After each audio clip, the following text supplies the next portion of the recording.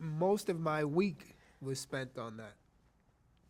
But I took a different. We had several approaches with the censor. Uh, Ultimately, we found common ground. But prior to that, we used to make his life miserable because the advantage that we had was the slang. So we knew there were things that we could say that he had no idea what they meant. And so we would get away with murder. Murder. I mean, in Heyman, we were cursing and all these Jamaican slangs, bombaclad and all this stuff, and he had no idea what it meant. It was just gibberish to him. And when he found out, he was furious. The best one ever was we had this. I'm sorry, but we had this sketch, and he said we couldn't say this particular thing. I don't remember what it was, but we said to him, "Okay, well, can I say toss my salad?" Now, slang "toss my salad" literally is "lick my ass." And he thinks about it. He goes, "Sure, I don't see why not." Can I tell you, the next day after that sketch aired, this man was like, "How could you do that to me?" It was so funny. So funny. And like I said, we used to torture the guy. But eventually, I said to him, I said, "Okay, let's do this.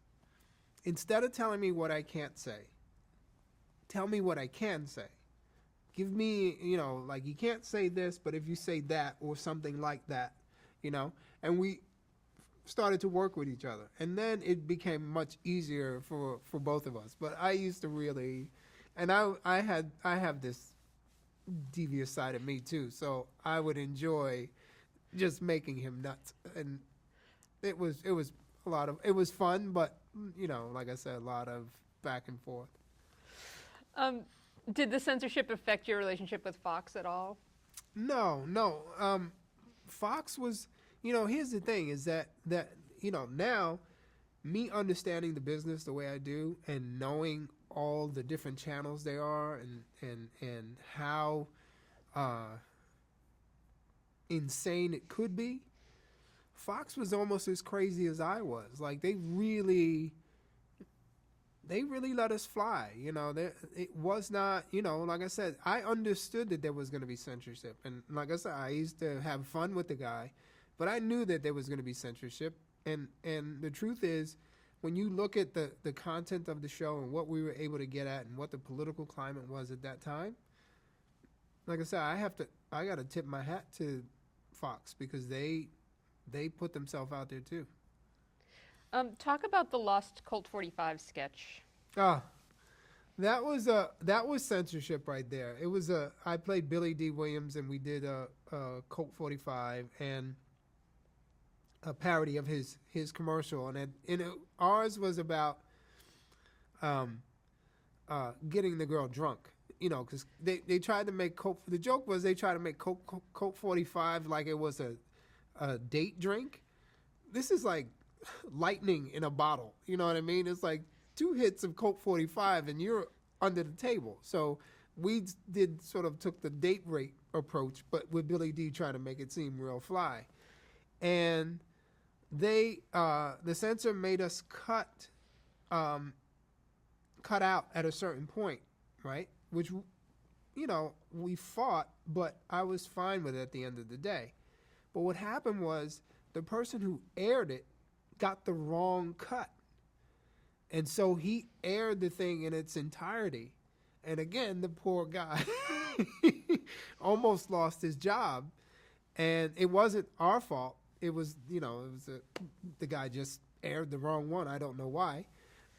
But it never aired again.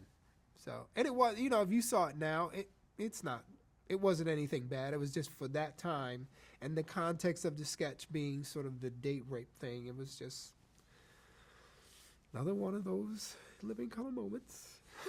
Another one of those living color moments was the Super Bowl halftime special. Oh yeah, So talk about men on football. that's one of those. Okay, so that's one of those things. Like I said, in hindsight, I didn't know um, someone would be as affected by it as they were, and that person is Carl Lewis. And what happened was we did the sketch live, and as I said, we always improv, and would sketches going, and Damon improvises this joke about Carl Lewis being gay, because the whole premise of Men on Film is they out people. That's what they do. Even people who aren't out, they out them. It's like in their world, everybody is gay. So he does this joke about Carl Lewis, and the censor is on the button, and he can. We had a 30-second delay, so he could have hit that button, but for some reason he didn't, and it aired, and Carl Lewis was livid and wanted to sue, and I think there was an apology letter that went out to him, and ultimately it got resolved. But for me, years later, many years later, I saw a documentary on Carl Lewis, and he actually spoke about that and how I guess he was going through a lot of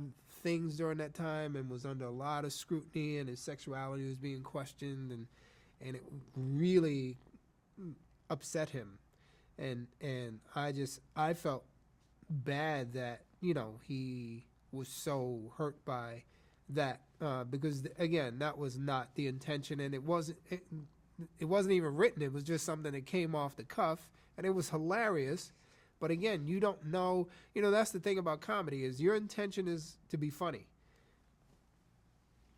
Once it goes out to the world, you don't know how it's received, and that's sort of the job and downside of the comedian.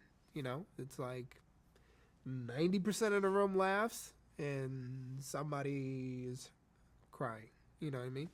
So it's the chance you take. But the Super Bowl halftime is one of my proudest moments of the show, because we're responsible for halftime now at the Super Bowl being this huge event. What happened was we realized that we were going to be up against the Super Bowl. And Super Bowl dominates television, and at that time really dominated television. And anything that ever went up against the Super Bowl would die. But we saw a window, which was halftime, where people normally got up to pee. And so Doritos wanted to do something with us. And so that was the event that we chose to do, is that we would put our half hour right from the time the play stopped till it started. And we put a clock up so people would know when to turn back. And when halftime came, the entire audience for the Super Bowl turned their channel to In Living Color. And it was this little show that took on this giant and crushed.